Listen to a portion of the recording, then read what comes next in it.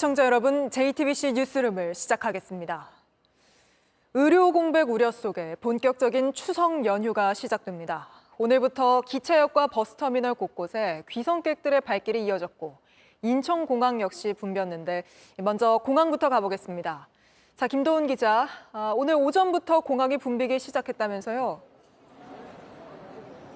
네, 인천국제공항 제1여객터미널 출국장입니다. 본격적인 연휴는 내일부터지만 공항은 오전부터 붐비기 시작했습니다. 지금도 이렇게 발권 창구에는 짐을 붙이려는 여행객들이 모여들고 있고요. 출국 수속하려는 줄도 길게 늘어서 있습니다. 오늘 이곳 인천공항을 통해서 해외로 나가려는 사람만 12만 명에 이릅니다. 오늘부터 연휴가 끝날 때까지 엿새 동안 120만 명이 이곳 인천공항을 이용할 거라고 인천공항공사는 예상하고 있습니다. 추석 기준으로는 역대 최다 인원입니다. 네, 요즘에는 아무래도 명절에 가족끼리 여행 가는 분들이 느는 것 같습니다. 다들 근데 어디로 가고 있습니까? 네, 인천공항이 설문조사를 했는데요. 1위는 일본, 2위는 베트남이 꼽혔습니다. 아무래도 짧은 비행시간과 이 가성비를 따지는 여행객들의 성향이 반영된 분석이라는 결과인데요. 직접 여행객들의 얘기 들어보시죠. 이번에 연휴가 좀 길고 하니까 이번에 좀 여유 있게 출발하려고 일찍 출발을 해서 연휴 끝날 때까지 북콕에 방문하려고 이렇게 나왔습니다. 4박 6일이에요. 사천지간이고요. 베트남 다낭 가기로 했습니다. 5박 6일입니다. 붐빌까봐 반차 쓰고 일찍 나와서 다 같이 좋은 추억 만들려고 가게 되었습니다. 네, 이번 닷새간의 연휴에 연차 이틀을 붙였으면 최대 9일까지 쉬는 직장인들도 꽤 있는 걸로 파악되고 있습니다. 네, 내일은 출국장이 더 붐빌 걸로 전망이 된다면서요? 네, 연휴 기간 중에 이곳 3층 출국장은 12만 명이 몰리는 내일이 가장 붐빌 전망이고요. 반대로 1층 입국장은 연휴 마지막 날인 18일에 가장 많은 사람이 찾을 걸로 예상이 됩니다. 인천공항은 연휴 동안 출국장 보안 검색대를 늘리고 안내요원과 보안 검색 인력 500명을 배치하기로 했습니다. 그리고 주차장 역시 매우 혼잡한 만큼 가급적 대중교통을 이용하달라고 당부했습니다. 네, 알겠습니다. 공항 상황 김도훈 기자가 전해드렸습니다. 이번에는 고속도로 상황 알아보겠습니다. 오전부터 일부 구간이 막히더니 이제 본격적인 귀성길 정체가 시작되고 있습니다. 서울 요금소로 가보겠습니다. 자, 김한수 기자, 차들이 지금 꽤 있어 보이는데 벌써 막히고 있는 건가요? 네, 그렇습니다. 서울 요금소로 오는 길도 꽉 막혀서 평소보다 2배 넘는 시간이 걸렸습니다. 도심의 주요 간선도로도 하루 종일 혼잡했는데요. 고향으로 조금 일찍 출발한 차들과 또 퇴근하는 차까지 겹치면서 고속도로 정체 구간도 조금씩 늘고 있습니다. 네, 그럼 오늘은 언제가 가장 막히는 시간대입니까? 네, 지금이 6시 50분 정도입니다. 가장 많이 막히는 시간대인데요. 한국도로공사는 지방으로 가는 길은 오후 7시까지 가장 많이 막히고 밤 11시쯤 풀릴 것으로 내다봤습니다. 서울로 오는 길은 오후 6시까지 가장 많이 막히고 저녁 8시쯤 나아질 것으로 예상됩니다. 네, 그럼 지금 출발하면 고향까지 얼마나 걸리나요? 네, 지금 서울에서 출발하면 이곳 요금소를 기준으로 부산까지는 5시간 20분, 광주까지는 4시간 30분, 대전은 2시간 30분, 강릉까지 2시간 50분이 걸릴 것으로 예상됩니다. 한국도로공사는 오늘 하루 교통량을 558만 대 정도로 예상했습니다. 수도권에서 지방으로 43만 대, 지방에서 수도권으로 48만 대가 이동할 것으로 예상됩니다. 네, 마지막으로 이 추석 연휴 동안 교통 상황 한번 짚어주시죠. 네, 고향으로 가는 길은 추석 전날인 16일 오전, 또 집으로 돌아오는 길은 추석 다음 날인 18일이 가장 많이 막힐 거라고 도로공사는 밝혔습니다. 하루 평균 고속도로 통행량은 약 591만 대 수준인데요. 하루에 평균 616만 명이 이동하는 셈입니다. 네, 알겠습니다. 도로 상황은 김한수 기자가 전해드렸습니다. 그런데 이번 추석 연휴 시민들은 그 어느 때보다 다치지 말자, 또 아프지 말자는 인사를 많이 나누고 있습니다. 연휴에 아플까 봐 미리 약을 타두거나 최대한 움직이지 않겠다는 시민들도 있었습니다. 조보경 기자입니다. 추석 때 다치면 어떻게 하나요? 응급실 뺑뺑이를 당하지 않는 법이 있나요? 인터넷에 추석 응급실을 검색하면 나오는 글들입니다. 의료 공백이 길어지고 응급실 진료가 어려워지자 시민들 걱정이 커진 겁니다. 맹장이 터지거나 뭐 이런 문제들은 진짜 언제든지 일어날 수 있는 문제니까 할머니 아프실까 봐. 아유 걱정되지요. 노인들은 더더군다나 뉴스 들으면 막 병원 못 찾아가 헤매다가 죽고 하는 거 안타까워 죽겠어요. 빨리 좀 해결했으면 좋겠어요. 실제 올해 8월까지 응급실에 갔다 진료받지 못하고 다른 병원으로 간 재이송 건수는 벌써 지난해 전체의 약 85%에 달합니다. 이 때문에 연휴 때 필요한 상비약을 미리 준비하는 이들도 늘었습니다. 미리 좀 약을 타가시는 분들이 많거든요. 감기약 수요는 조금 더 는 것 같기는 해요. 혹은 이제 미리 대비하시는 분들 요런. 다치지 말자는 말은 덕담이 됐습니다.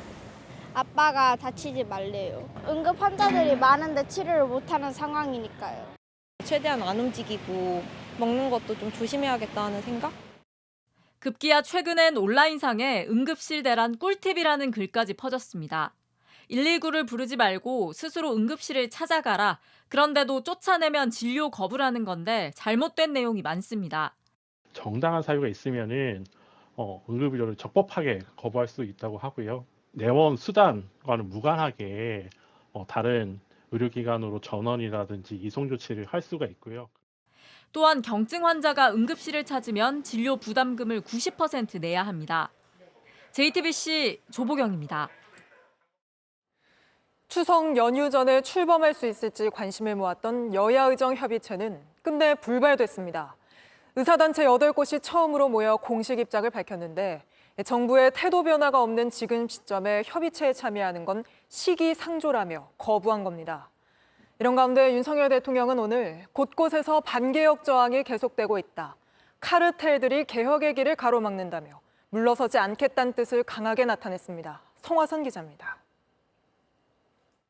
오늘 의료계는 여야의정 협의체 구성에 참여할 수 없다고 공식 발표했습니다. 우리는 정부의 태도 변화가 없는 현 시점에 여야의정 협의체 참여는 시기상조라고 생각합니다. 대한의사협회를 비롯해 8개 단체가 의견을 모았습니다. 이들은 의사가 정부의 적이 아니라고 한 여당이나 2025학년도 의대 증원도 제한 없이 포함하자고 한 야당에 대해 감사하다면서도 정부에 대해서는 날을 세웠습니다. 특히 어제 한덕수 국무총리의 대정부 질문 중 발언을 문제 삼았습니다. 전공의에게 이 의료 대란에 가장 큰 책임이 있다. 맞습니까? 첫 번째 책임이 있습니다. 의료 공백 사태의 주요 원인을 전공의 탓으로 돌린 걸 지적한 겁니다. 국민들이 죽어나가지 않냐는 야당 측 비판에 가짜 뉴스라고 일축했습니다.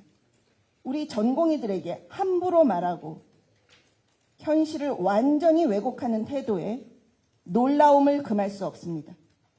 또 의사가 파업을 하는 것이 아니라 호소를 하는 것이라며 전공의에 대한 수사를 중단하라고 요구했습니다. 여당은 의료계가 협의체에 참여해 줄 걸 다시 한번 간곡히 요청한다고 밝혔지만 전공의의 참여 없인 의사단체의 입장 변화는 쉽지 않아 보입니다. 의료계의 발표와 같은 시각 윤석열 대통령은 국민통합위원회 성과보고의 자리에서 4대 개혁 의지를 강조하며 반개혁 저항이 계속되고 있는데 또다시 물러선다면 나라의 미래는 기대하기 어렵다고 말했습니다.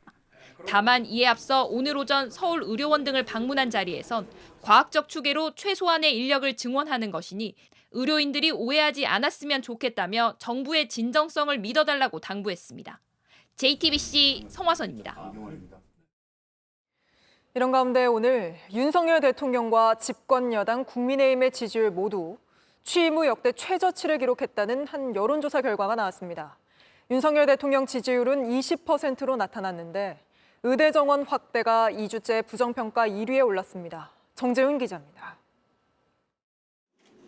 오늘 발표된 한국갤럽 여론조사에서 윤석열 대통령의 직무수행 긍정평가가 지난주보다 3%포인트 하락한 20%로 나타났습니다. 갤럽 조사로는 윤 대통령 취임 이후 가장 낮은 수치로 지난 4월 총선 이후 5달째 20%대를 벗어나지 못하고 있습니다. 부정평가는 70%로 전주에 비해 3%포인트 늘었는데 의대 정원 확대가 지난주에 이어 이번 주도 부정평가의 가장 큰 원인이 됐습니다. 추석 연휴를 앞두고 응급실 대란을 우려하는 여론이 커진 것으로 풀이됩니다. 이어 경제, 민생, 물가, 소통 미흡 등이 부정평가 이유로 꼽혔습니다.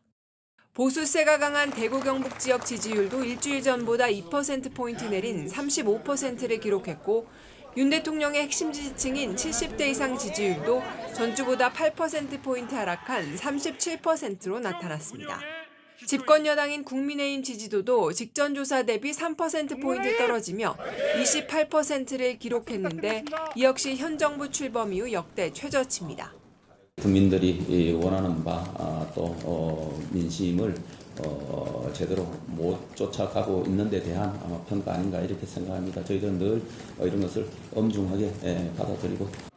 더불어민주당 지지도는 33%, 조국혁신당 8%, 개혁신당 2% 등으로 나타났습니다. 이번 조사는 지난 10일부터 12일까지 전국 성인 남녀 1,002명을 대상으로 실시됐고 응답률 10.4%, 표본 오차 95%, 신뢰 수준 플러스 마이너스 3.1%포인트입니다. JTBC 정지윤입니다. 도이치모터스 주가 조작 사건 소식으로 이어가겠습니다. 전주에 대한 방조죄를 인정한 2심 판결문을 저희가 확인해 보니 재판부는 김건희 여사의 계좌들이 주가 조작 일당의 시세 조종에 활용됐다고 재차 밝혔습니다. 특히 주범인 권오수 전 도이치모터스 회장이 김 여사의 계좌를 운용했다고도 했습니다. 먼저 여도현 기자가 판결문 내용부터 전해드립니다. 2심 재판부는 김건희 여사의 계좌 3개가 주가 조작 일당의 시세 조종에 활용됐다고 판단했습니다. 1심 판단을 재확인한 겁니다. 권오수 전 도이치모터스 회장은 증권사 담당자가 김 여사 계좌를 운용한 것이라고 주장했지만 받아들이지 않았습니다. 2심 재판부는 판결문에서 김 여사가 증권사 직원의 거래를 일임시켜뒀다거나 증권사 직원이 독자적으로 판단해 투자한 게 아니라며 사실상 권오수 등의 의사로 운용되고 있음이 확인될 뿐이라고 적었습니다. 또 다른 2개 계좌는 김건희 엑셀 파일로 정리가 돼 있었고 권 전 회장의 승낙에 따라 주가 조작 일당이 시세 조종에 활용했다고 봤습니다. 다만 판결문에는 김 여사가 본인의 계좌가 시세 조종에 쓰이는 것을 알았는지는 담기지 않았습니다. 2심 재판부는 김 여사 모친인 최은순 씨의 계좌 1개도 주가 조작 일당의 시세 조종에 활용됐다고 판단했습니다. JTBC 여도현입니다. 지금까지 검찰은 항소심 결과를 보고 김건희 여사에 대한 처분을 정하겠다고 밝혀왔습니다. 그런데 어제 이 전주의 유죄 판결이 나오자 김 여사와는 사례가 다르다고 했습니다. 검찰 입장이 달라진 거 아니냐는 지적도 나옵니다. 박현주 기자입니다. 김건희 여사가 도이치모터스 주가 조작 사건으로 고발된 건 2020년 4월입니다. 이게 정식으로 사건이 접수되는 이상 검찰에서는 좀 신속하게 사건을 좀 처리를 하고 수사를 해서 하지만 검찰은 정부가 바뀌고 난 뒤에도 2년이 넘도록 김 여사에 대한 결론을 내지 않았습니다. 지난해 12월 검찰 관계자는 김 여사 처분을 놓고 재판 과정을 보면서 수사할 것이라고 설명했습니다.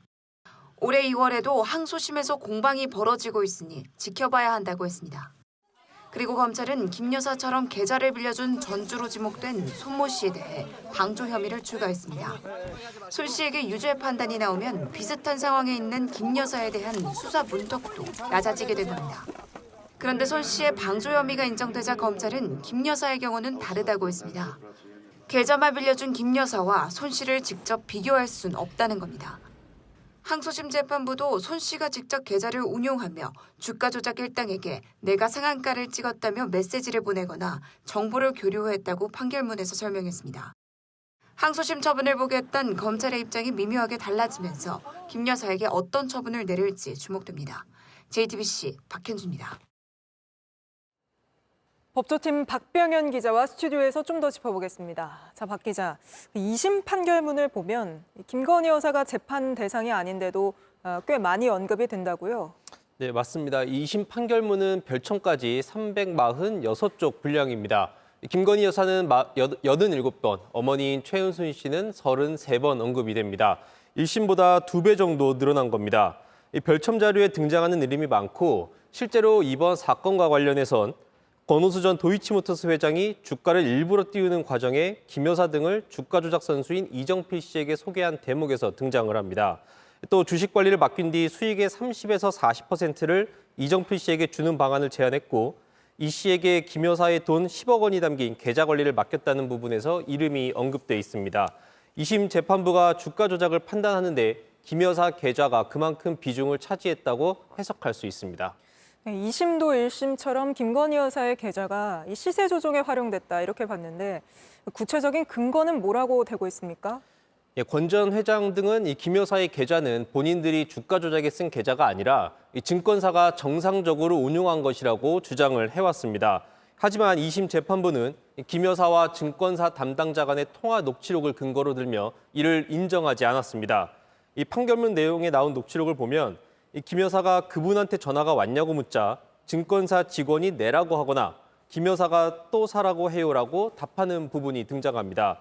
또 다른 증권사 직원에겐 체결이 됐냐, 그럼 얼마 남은 거냐 묻기도 합니다. 네. 이 계좌 운용은 주가 조작 일당이 증권사 직원은 사후에 김 여사에 알려주는 역할 정도만 했다는 건데 또 주가 조작범들끼리 매도하라고 문자를 주고받고 김 여사 계좌에서 7초 만에 주식 거래가 이루어진 점도 1심처럼 시세 조정에 활용한 근거로 판단한 이유입니다. 핵심은 김 여사가 그 시세 조종을 알고 있었느냐인데 판결문에 혹시 그런 내용이 담겨 있습니까?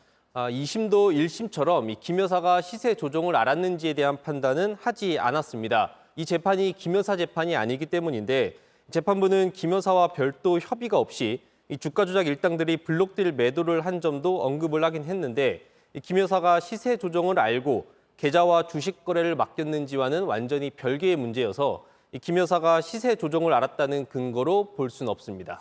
그러면 어느 정도, 그러니까 어디까지 알아야 시세 조종을 인식했다고 할 수 있는 건가요? 2심은 전주 손모 씨의 방조 혐의를 인정하면서 이 미필적 인식 또는 예견으로 족하다 이렇게 설명을 했습니다. 네. 구체적인 내용이 아니어도 된다는 겁니다. 근데 검찰은 이 전주 손 씨와 김건희 여사는 완전히 다른 사례다 이렇게 하고 있잖아요. 그 차이점이 뭡니까?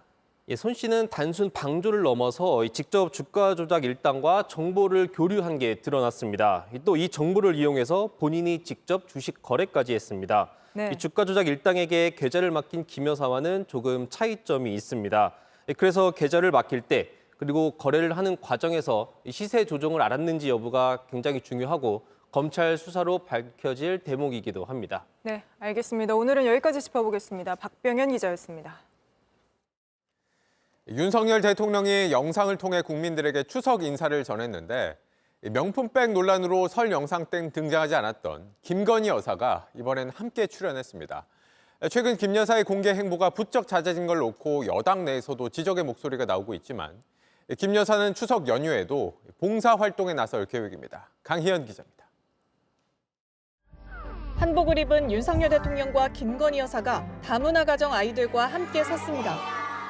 국민을 위해 헌신하고 있는 국군 장병, 경찰관, 소방관 여러분, 그리고 응급실을 지키고 계신 의료진 여러분께 깊이 감사드립니다. 명품백 수수 사건이 불거진 올해 초 설 연휴 영상에 나오지 않았던 김 여사가 이번엔 등장한 겁니다. 국민 한 분 한 분의 삶을 더 따뜻하게 보듬기 위해 마음과 노력을 다하겠습니다. 김 여사는 그동안 주로 비공개로 활동해왔는데 명품백 수수와 관련해 최근 검찰이 무혐의 판단을 내리고 수사심의위가 불기소를 권고한 뒤 달라졌다는 평가가 나옵니다.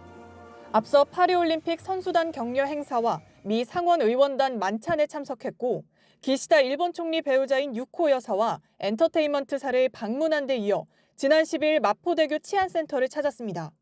오늘은 윤 대통령과 파리 패럴림픽 선수단 격려 오찬에 참석했습니다.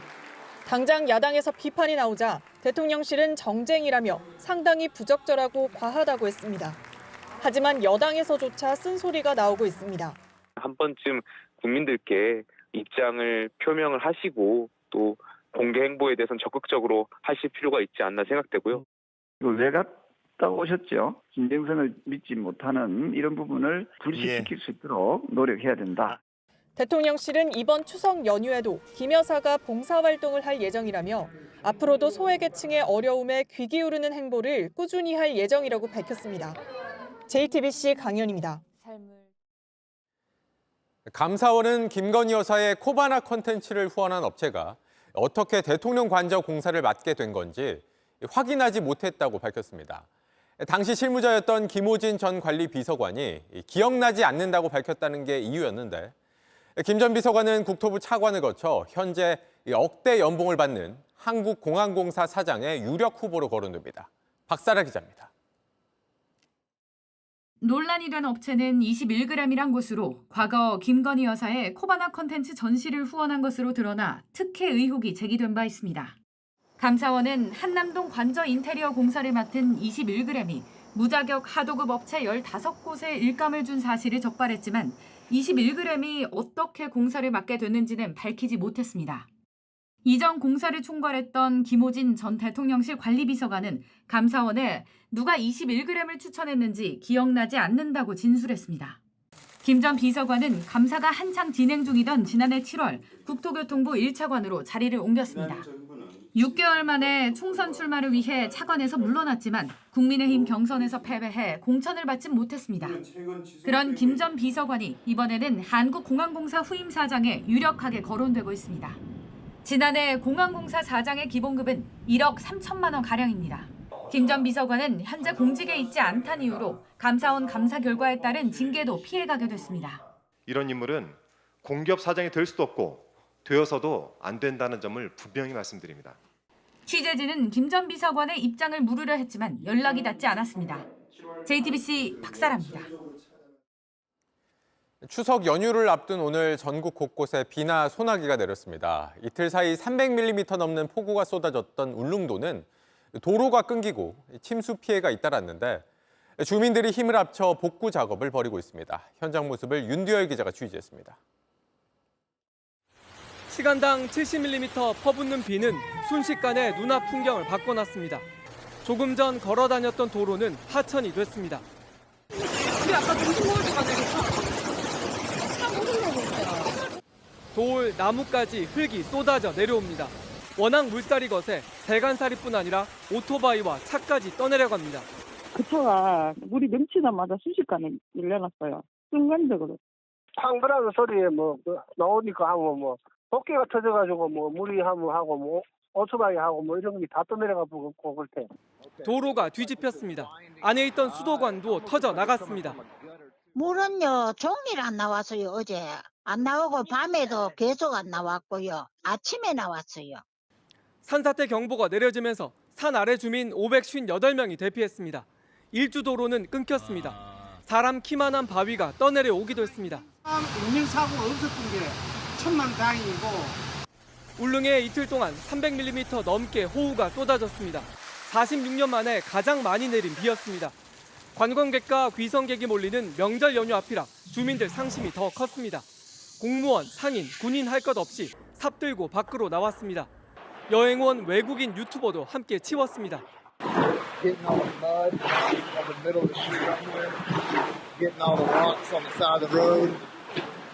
겨울마다 1m 넘게 쌓이는 눈을 치워온 울릉 주민들은 복구 작업 속도도 빨랐습니다.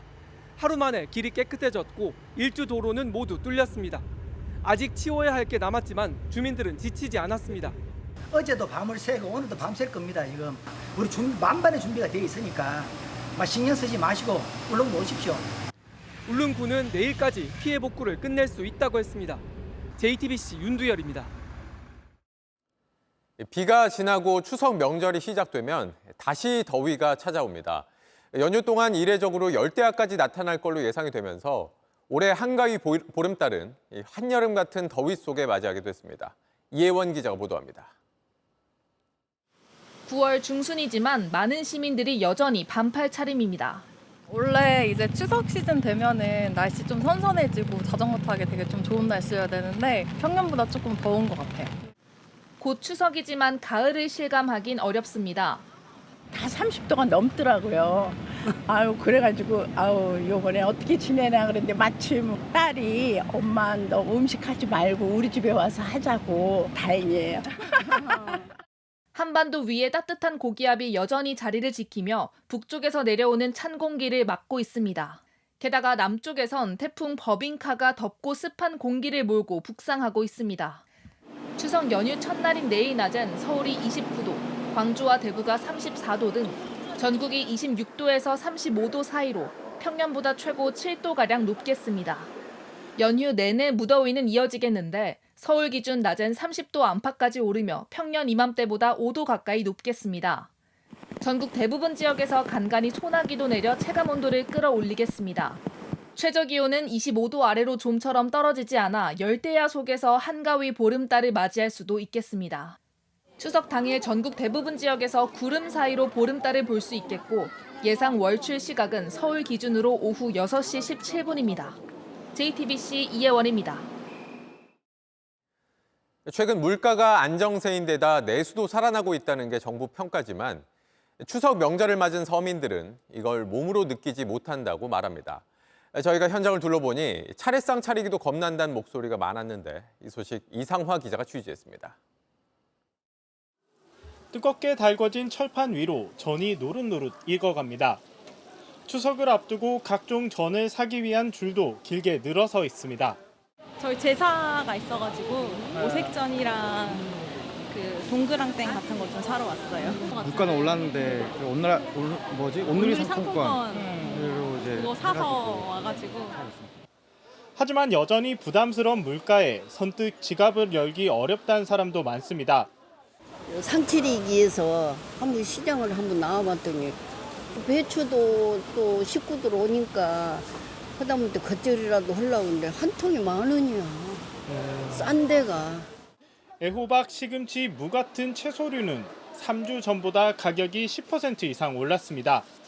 성수품 가격은 추석이 다가올수록 더 오르는 추세입니다. 참조기는 3주 사이 29% 뛰었고 송편과 유과, 사과도 값이 올랐습니다. 4인 기준 제수 비용은 33만 원이란 조사 결과도 나왔습니다. 마트에선 가성비 선물 세트를 찾는 사람들이 늘었습니다.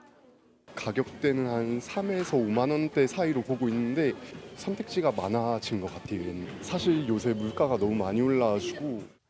정부는 오늘 경기 흐름을 분석한 그린북에서 설비 투자와 서비스업을 중심으로 내수가 완만하게 회복되는 조짐이 있다고 밝혔습니다. 5개월째 내수가 살아나고 있다는 낙관론인데 지난주 한국개발연구원 KDI는 고금리로 내수 회복이 지연되면서 경기 개선이 제약받고 있다고 진단했습니다. 정부의 경기 인식이 현실과 다소 괴리가 있다는 지적이 나오는 가운데 정부는 민생 안전 대책을 속도 있게 추진하겠다고 밝혔습니다. JTBC 이상화입니다. 어제 서울과 부산에서 차량 급가속 사고가 잇따라 발생하면서 2명이 숨졌습니다. 두 사고 모두 운전자가 70대 고령이고 똑같이 급발진을 주장하고 있는데 시청역 역주행 참사와 비슷한 점이 많아서 결론이 어떻게 날진 지켜봐야 합니다. 김지훈 기자입니다. 찌그러진 차들이 뒤엉켜 있습니다. 중앙 분리대는 부서졌고 인도를 덮친 차량도 보입니다. 어제 오후 5시 15분쯤 서울 성동세무서 앞 도로에서 SUV 차량이 차 7대를 들이받은 겁니다. 여기서 지금 중앙선을 넘어가고 세무서 거기까지 차가 가 있던데. 실수가 와서 보니까 엄청나게 지금 사고가 아니고. 운전자 3명이 허리와 목 등을 다쳐 병원으로 옮겨졌고 사고를 낸 70대 운전자는 급발진을 주장하고 있습니다. 부산에서도 어제 오후 1시쯤 70대 운전자가 몰던 승용차가 인도를 덮쳤습니다. 빠른 속도로 달려와 가로등과 트럭을 들이받고 2명을 치었습니다. 이 사고로 70대 여성과 60대 남성이 숨졌습니다. 음주 감지하고 마약 시약 다 검사 다 했습니다. 일단 급발진 주장하는데 사고 순간 후미등이 켜진 상태였지만 경찰은 그것만으로 급발진을 단정할 수 없다며 국과수에 차량 분석을 맡겼습니다. 지난 7월 서울시청역에서 9명을 치어 숨지게 한 68세 남성도 급발진을 주장했습니다. 하지만 경찰 조사 결과 엑셀 페달을 브레이크로 착각해 밟은 것으로 드러났습니다. 서울 동작구에서도 70대 여성이 횟집을 들이받고 급발진을 주장했지만 차량엔 이상이 없는 것으로 조사됐습니다. 국과수에 따르면 최근 5년 동안 급발진 주장 운전자의 평균 연령은 64세였습니다. 차량 파손이 심하거나 사고 기록 장치가 없어 분석이 불가능한 경우를 빼고는 모두 페달 오소작이 사고 원인이었습니다. 경찰은 사고 차량을 국과수에 보내 사고 원인을 조사하고 있습니다. JTBC 김지윤입니다. 한 40대 운전자가 신호 위반 단속에 적발되자 시속 200km가 넘는 속도로 달아났습니다. 경찰과 추격전 끝에 붙잡혔는데 이 운전자는 무면허인 게 걸릴까 봐 도망쳤다고 했습니다. 구석찬 기자입니다. 이미 빨간불로 바뀌었는데 검은색 차량은 좌회전합니다. 신호 위반입니다. 바로 뒤에 있던 경찰차가 갓길에 세우라고 정차 명령을 합니다. 이 차량 무시하고 달립니다. 그대로 고속도로 나들목으로 진입해 속력을 냅니다. 추격하는 경찰을 따돌리려 달리는 차량들 사이로 앞지르기를 합니다. 점점 속도는 올라가고 경찰차와 거리는 멀어집니다. 블랙박스 영상에 190 정도로 이제 추격을 하니까요. 그렇게 해도 잘 이제 그 거리가 좁혀지지 않은. 시속 200km를 넘겼다는 얘기입니다. 추격전은 터널 안에서도 계속됩니다. 도주 차량은 차선을 연이어 바꾸고 앞선 차량을 피해 갓길로도 질주합니다. 더 큰 사고가 나기 전에 세워야만 하는 상황. 앞을 가로막기로 합니다. 도주 차량이 앞차에 막힌 틈을 타 경찰차가 초월에 성공합니다. 그리고 진로를 막습니다. 결국 운전자를 붙잡았습니다. 도주부터 검거까지 6분여 9km를 달렸습니다. 18시 15분이면 퇴근 시간대거든요. 상당히 위협적이기 때문에 대형 사고로 이어질 수도 있었던 상황이었죠. 잡고 보니 운전자는 면허가 없었습니다. 40대 운전자는 무면허 사실이 탄로날까 봐 달아났다고 진술했습니다. 무면허를 감추려고 달아난 이 운전자, 더 큰 처벌을 받게 됐습니다. JTBC 구석찬입니다. 오늘 아침 경기 의정부 경전철이 멈춰서면서 승객들이 30분 넘게 차량 안에 갇히는 사고가 났습니다. 지난주 고장 사고에 이어 일주일 만에 또 시민들 발이 묶였는데 올해 벌써 6번째입니다. 오원석 기자입니다. 오전 8시 40분 전동차가 역사를 빠져나갑니다. 서서히 속도를 올리는가 싶더니 갑자기 선로 위에 멈춰섭니다. 출발 뒤 24초, 100m도 채 가지 못했습니다. 오늘 오전 의정부 경전철 곤제역을 출발한 전동차가 비상정지하는 모습입니다. 이 전동차에는 승객 30여 명이 타고 있었습니다. 30여 분 갇혀 있어야 했습니다. 계획하고 있는 기간 쓰고 있습니다. 열차 정상운행 최선을 다하겠습니다. 고장 여파로 운행 차질은 2시간 30분 정도 이어졌습니다. 한때 멈췄던 열차 운행은 가까스로 재개됐지만 여전히 열차 출발과 도착은 지연되고 있습니다. 승객들은 급히 다른 교통수단을 찾아야 했습니다. 여보세요. 버스 타고 가는 거야? 이거 못 타고 다니는데요. 일주일 전인 지난 6일에도 7시간 동안 운행이 중단됐습니다. 시민들은 화가 났습니다. 요즘 들어 좀 더 자주 멈추는 것 같아가지고. 2021년 제가 갇혀 있었어요. 거기 4시간? 불편해요. 지난주엔 바퀴에 문제가 있었고 오늘은 신호 설비가 고장났습니다. 신호 전선이 어떤 이유로 단선이 됐었습니다. 올해 들어서만 6번째 지연 사태. 실수라고 하기엔 너무 잦습니다. JTBC 오원석입니다. 학교 폭력을 조사하는 학폭 전담 조사관이 신고 학생을 몰아붙이며 부적절한 발언을 하는 녹취를 입수했습니다. 학부모에게는 아무것도 하지 않는 게 방법이라고도 했는데 학교 폭력을 제대로 조사해야 할 조사관이 덮개에만 급급한 모습이었습니다. 한민정 기자가 취재했습니다. 중학생 A양은 지난 6월 또래 학생 8명에게서 학교 폭력을 당한 뒤 극심한 스트레스에 시달리다 신고했습니다. 신고를 당한 학생들도 A양과 같은 학교에 다니는 A양의 자매를 상대로 맞학폭 신고를 했습니다. 그런데 조사를 맡은 학교폭력 전담 조사관은 자매 탓부터 했습니다. 그럼 왜 X에서 그런 말 안 해? 기분 나쁘다고 너 도대체 왜 이런 일을 하냐고 하지 말라고 왜 그런 말을 안 해? 신고할 만한 일이냐고도 물었습니다. 때려봤다고 신고하고 무리해서 내쳤다고 신고 이게 뭐 말이 되니? 신고를 취하하라고 했습니다. 사건 왜 이렇게까지 몰고 오는 이게 얼마나 시간 낭비니? 이 사건 해결을 하느라고 치고 세월 다 가는 거야. 낙인이 찍힐 거라고도 했습니다. 옛날에 여기들이 조만간에 잡아가지고 이 말을 2장 찍었어. 낙인이야. 서로 낙인을 찍었어. 자매 어머니에게도 마찬가지였습니다. 영웅이 아무것도 하는 게 없어. 아무것도 하지 않는 거야. 조사 당시 학교 교원도 그 자리에 있었지만 전혀 말리지 않았습니다. 교육부 규정에는 조사관이 학생을 직접 훈계하거나 사안을 축소 은폐 또는 성급하게 화해를 시켜도 안 된다고 돼 있습니다. 자매 어머니는 해당 조사관을 경찰에 고소했습니다. 이 조사에 피해를 보게 될 수밖에 없을 것 같아서 굉장히 억울한 부분이 있고 관리나 그런 감독이 필요하지 않을까. 교육지원청은 학교장 자체 해결 절차 등을 권유하다 오해가 생긴 것 같다며 안타깝다고만 했습니다. JTBC 한민정입니다. 성범죄 전과자, 아동학대 전과자들이 초등학교, 중학교에서 일하다 적발되는 사례가 크게 늘고 있습니다. 교사가 아니라 방과 후 강사 자격 등으로 일하는 경우엔 학교에 통보되지 않기 때문입니다. 최규진 기자가 취재했습니다. 2년 전 한 중학교에서 여학생을 상대로 수차례 성추행을 저지른 혐의로 경찰 수사를 받은 A씨. A씨는 이 사실을 숨기고 경기도 시흥의 한 초등학교에서 5달 넘게 방과 후 배드민턴 강사를 하다 작년 7월에서야 해임됐습니다. 당시 A씨는 초등학교 5곳에서 동시에 근무했지만 해당 학교들은 모르고 있다가 교육청 정기점검에서 뒤늦게 적발된 겁니다. 개인정보기 때문에 그거를 말씀드릴 수도 없거니와 제가 내용을 모르고 있어서 말씀드릴 수가 없거든요. 아동학대나 성 관련 범죄자의 경우 최대 10년간 아동 청소년 관련 기관에 종사할 수 없는 취업 제한 명령을 받습니다. 일반 교사는 수사 개시만으로도 학교에 통보가 되지만 A씨 같은 방과 후 강사나 교육 공무직 교원은 대상이 아닙니다. 때문에 A씨처럼 성범죄 혐의로 수사를 받더라도 관련 사실을 숨기면 학교로서도 확인할 방법이 없는 겁니다.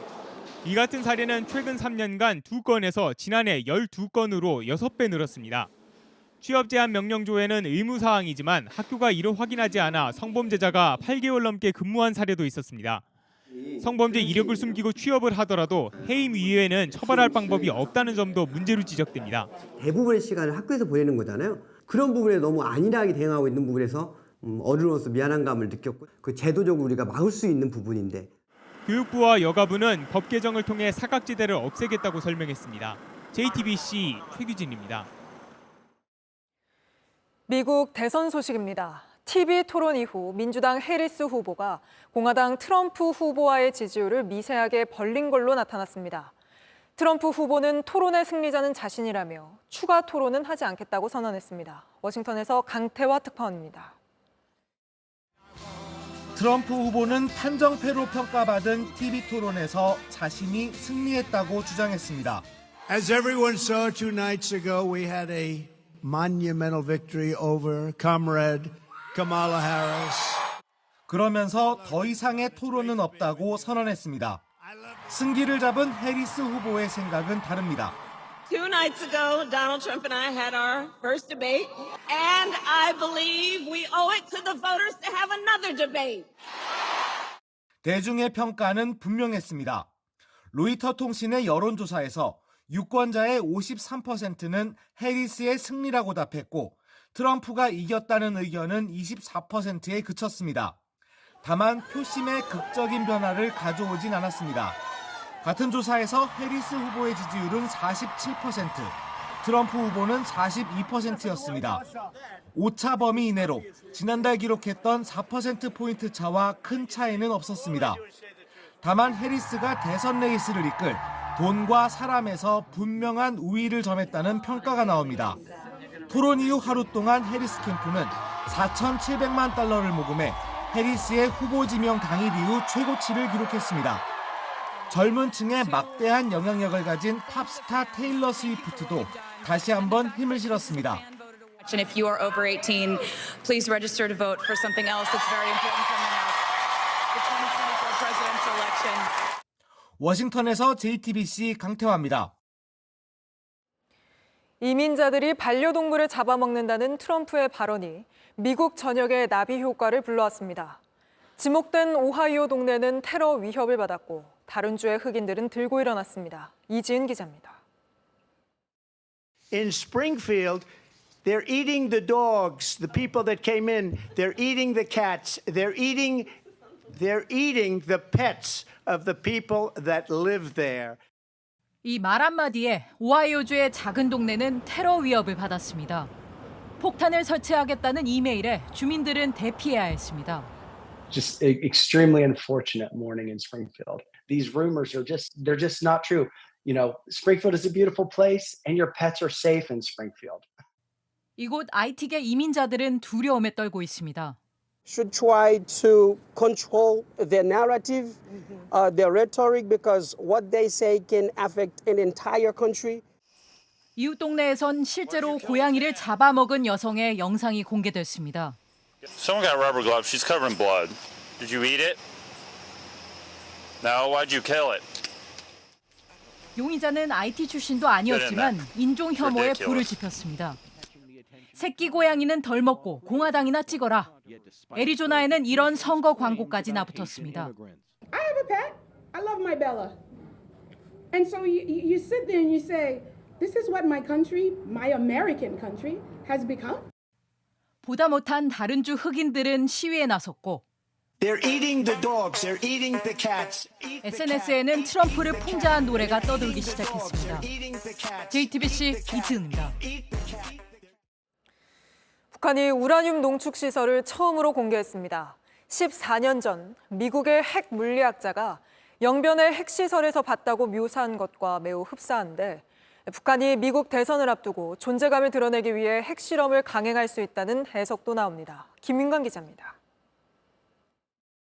김정은 국무위원장 양옆으로 원통 모양 물체 수백 개가 빼곡히 배치돼 있습니다. 핵탄두 제조용 고농축 우라늄을 만드는 원심 분리기입니다.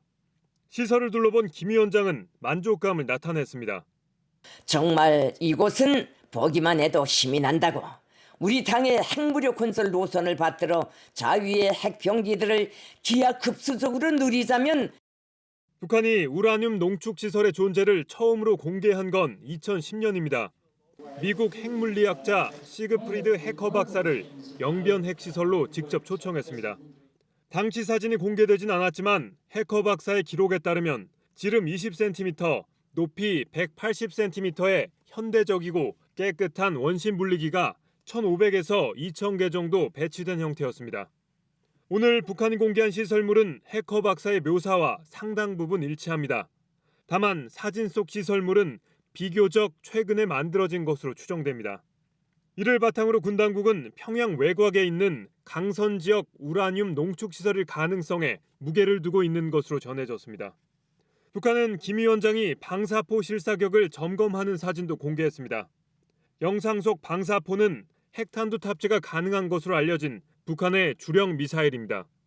미국 대선을 50여일 앞두고 북한이 자신들의 존재감을 드러내기 위해 핵실험을 강행하거나 무력 도발에 나설 수 있다는 관측이 나오는 이유입니다. 정부는 핵무기 개발은 한반도와 세계 평화에 심각한 위협이라며 북한의 행동을 강력 규탄한다고 밝혔습니다. JTBC 김민관입니다. 미국에선 허리케인이 남동부 지역을 강타하면서 도시 전체가 물에 잠기고 대규모 정전 사태가 벌어졌습니다. 한 달치 비가 한꺼번에 쏟아졌는데 곳곳에 홍수 비상사태가 내려졌습니다. 로스앤젤레스 홍지은 특파원입니다. 허리까지 오는 물을 헤치며 어디론가 향하는 남성. 침수된 트럭에 갇힌 운전자를 겨우 구조합니다. I just made a game time decision and said I'll be right back. Went and grabbed a hammer at my house and just went in there and broke the window and got him out of there. 현지 시간 11일 강풍을 동반한 대형 허리케인 프랜신이 루이지애나주를 강타했습니다. 불과 몇 시간 만에 한 달치가 넘는 비가 쏟아지면서 곳곳에 홍수 비상사태가 내려졌습니다. All of a sudden we saw water starting to come in from all different areas of the house. 거센 폭풍으로 한때 45만 가구의 전기가 끊겼고 주민 500명이 대피하기도 했습니다. 프랜시는 열대성 저기압으로 약화됐지만 현지 시간 13일까지 많은 비를 뿌릴 것으로 기상당국은 전망했습니다.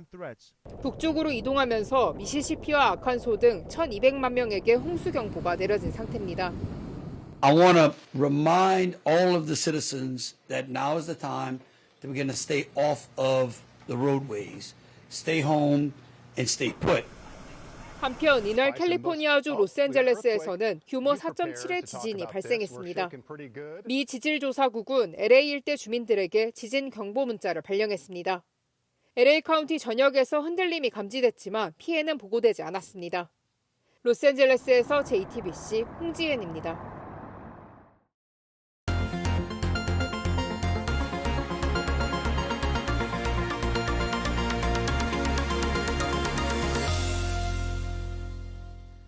거리를 청소할 때 가장 많이 나오는 쓰레기가 뭘까요? 담배꽁초입니다. 아무데나 툭 버려지는 담배꽁초가 하루에만 1,200만 개가 넘습니다. 밀착카메라 정희웅 기자가 직접 거리를 청소하면서 취재했습니다. 저는 지금 서울 명동 거리에 나와 있습니다. 이 북적이는 인파 사이에서 눈에 띄는 건 이렇게 한켠에 쌓여있는 쓰레기들인데요. 버려진 담배꽁초부터 플라스틱 컵, 그리고 이렇게 먹다 남은 음식물 쓰레기까지 정말 많습니다. 오늘은 제가 거리의 쓰레기를 치우는 환경공무관이 되어서 이 거리를 한번 돌아보겠습니다. 서울 명동 관광특구는 특히나 쓰레기 투기가 심각한 곳.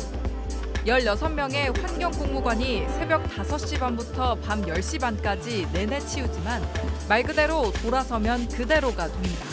이렇게 열심히 했는데 네. 다시 갔다가 돌아오면 더러워져 있을 것 같아요. 어떻게 하셨죠? 생각보세요. 방금 치우고 나왔는데. 근데 이게 처음에는 되게 쳤는데 돌아서니까 그만이네. 근데 쓰레기 중 가장 많은 건 담배꽁초입니다. 그냥 이렇게 골목 같은 데는 그냥 다 담배꽁초라 보시면 돼요, 쓰레기.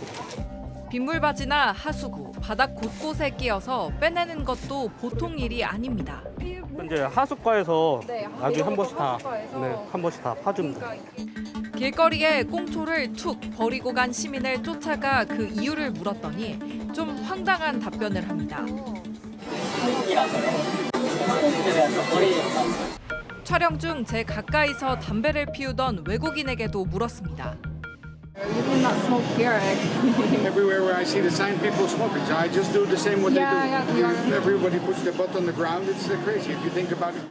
흡연자들이 지정된 곳에 제대로 버리게 하는 방법은 없을까요? 그래서 예전엔 담배꽁초 전용 수거함을 둔 적이 있습니다. 담배 수거함 있죠. 이제 이런 데다가 설치를 옛날에는 했었어요. 근데 담배꽁초만 버리면 상관이 없는데 거기도 또 다른 쓰레기를 버리니까. 쓰레기통도 마찬가지입니다. 집에서 생활 쓰레기까지 갖고 나와 버리는 일부 비양심 시민이 문제입니다.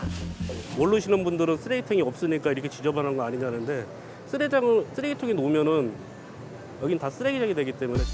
환경공무관들이 꽁초를 치우는 와중에도 금연구역에서 버젓이 담배를 피우거나 쓰레기를 길에 버리고 가는 사람들도 있었습니다.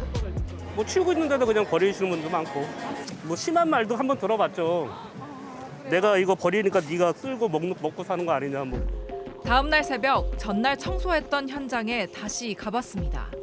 먹다 남은 음식물 쓰레기도 있고 아니 분명히 어제 여기 다 치운 거리일 텐데 분명히 치웠는데 새벽 사이 또 잔뜩 더러워지다 보니 환경공무관 입장에선 억울한 민원도 들어온다고 합니다. 저희가 새벽에 깔끔하게 해놓으면 가게분 좀 앞에만 좀 쓸어주시면 되는데 요즘은 그걸 다 구청으로 민원을 넣어요. 치워달라고. 지금 시각 새벽 5시 반 다시 명동거리입니다. 곳곳이 쓰레기장 같은데요. 놀랍게도 이곳은 어제 새벽 5시부터 밤 10시까지 환경공무관들이 치우고 또 치운 거리입니다. 밤사이 또 이렇게 누군가 쓰레기를 마구 버린 거죠. 지금은 이렇게 가까스로 치우고 정리되고 있지만 이 치우는 노력보다 마구 버리는 비양심이 더 커지는 순간이 오면 그 피해는 고스란히 우리에게 돌아올 겁니다. 밀착 카메라 정희웅입니다. 어제 수상스키협회 전 간부가 법인 기금을 개인 연금보험에 넣은 황당한 소식 전해드렸습니다. 이 한 종목만 이렇게 관리가 안 되는 걸까요? 대한체육회 자료를 받아보니 기초적인 덧셈 뺄셈이 틀리는 등 관리라고 부르기 민망할 정도였습니다. 최강일 PD의 단독 보도입니다. 대한체육회가 국회에 제출한 49개 종목단체 법인화 기금과 경기력 지원비 적립금 관리 내역입니다. 체육회가 각 종목단체에 지원하는 돈으로 1,300억 원에 달하는데 국민체육진흥공단이 준 거라 결국 국민 세금이나 마찬가지입니다. 곳곳에서 이상한 점이 눈에 띕니다. 소프트볼 협회의 경우 2020년부터 2022년, 2024년엔 아예 내역이 빠져 있고 2023년에는 2번 들어가 있습니다. 종목단체들의 해마다 대한체육회의 기금을 어떻게 관리해야 한다는 보고서를 제출하는데 여기도 엉망진창입니다. 대한수영연맹은 지난해 기금에서 쓴 돈을 빼지 않아 최종 금액이 달라졌습니다. 아예 말도 안 되는 금액을 적어놓은 협회도 있습니다.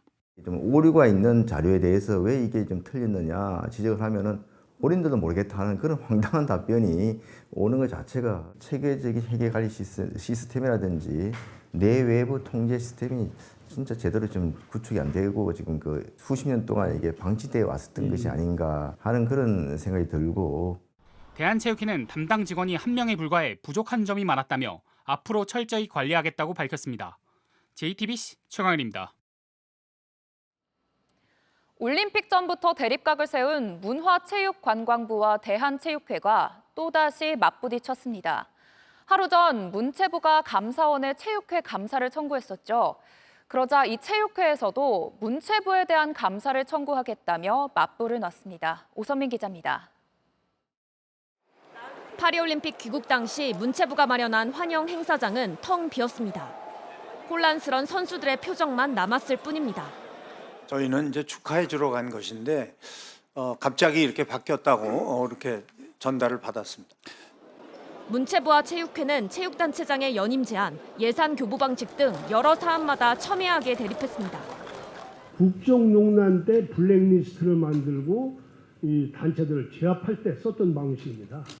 이 직권남용입니다. 우리가 체육을 망가뜨리겠습니까? 대한체육회 중심의 체육 시스템이 한계에 다다랐다며 쇄신을 내건 문체부는 하루 전 감사원에 체육회에 대한 공익감사를 청구했습니다. 부적절한 올림픽 참관단 구성, 코리아하우스의 부실한 운영 등을 문제 삼았습니다. 곧바로 체육회도 맞불을 놨습니다.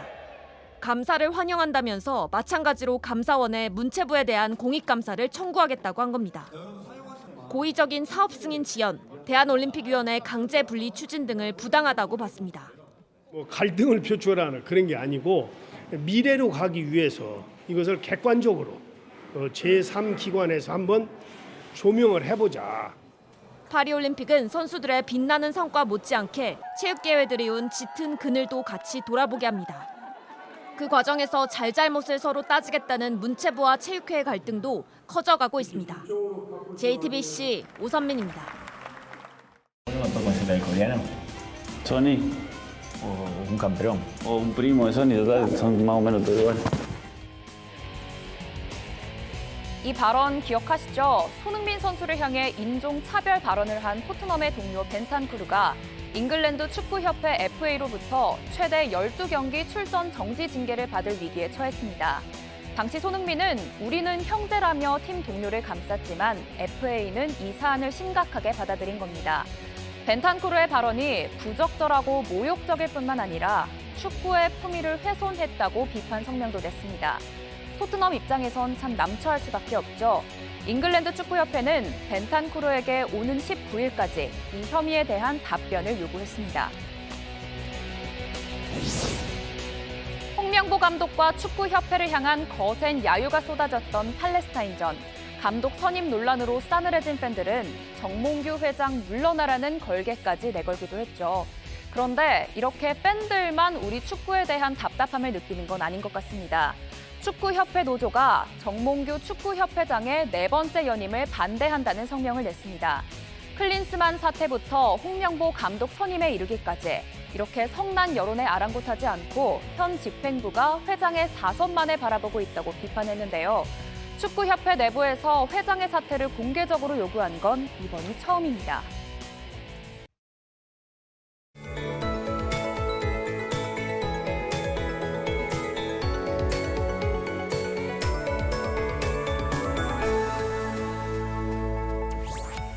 닷새간의 추석 연휴를 앞두고 중북부 지역에는 비가 흠뻑 내렸습니다.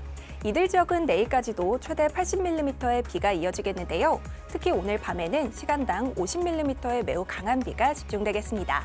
밤늦게 귀성길에 오르시는 분들은 빗길 교통안전에 유의하셔야겠습니다.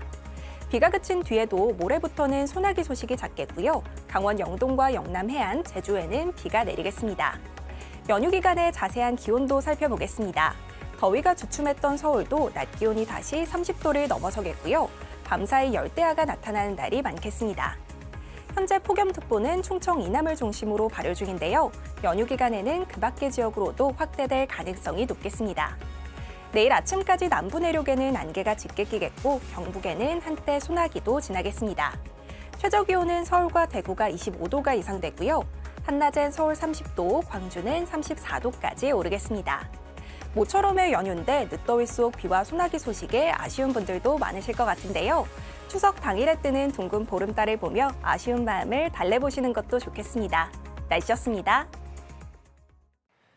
뉴스룸 저희가 준비한 소식은 여기까지입니다. 시청해주신 여러분 고맙습니다.